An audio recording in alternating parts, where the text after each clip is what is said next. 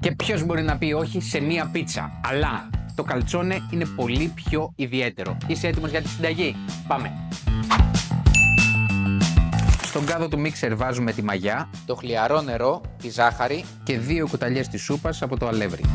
ανακατεύουμε με το σύρμα, Και αφήνουμε για λίγο να ενεργοποιηθεί η μαγιά. Βγάζω προσθέτω γάλα, ηλιέλαιο το υπόλοιπο αλεύρι. και πάμε να χτυπήσουμε. Μπορείτε να το κάνετε και στο χέρι.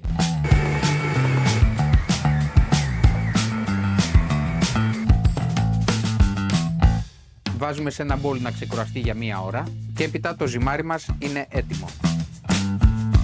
Για να απλώσει χρησιμοποιούμε τα δάχτυλά μας. Τυρόλο μοτσαρέλα, 16% λιπαρά, χωρίς συντηρητικά και ξέρετε ποιο είναι το καλό? Ότι λιώνει υπέροχα.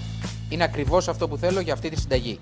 Γεμίζουμε το καλτσόνε με τα υλικά της αρεσκίας μας, σκεπάζουμε, διπλώνουμε καλά και έξτρα μοτσαρέλα. Και φύγαμε για φούρνισμα.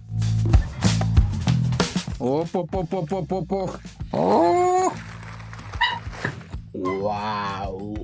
Δες εδώ πόσο μεγάλο είναι.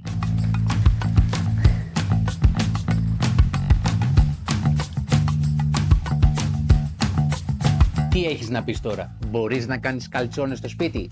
Αυτή ήταν η συνταγή μου και θέλω να τη δοκιμάσεις. Γεια σας.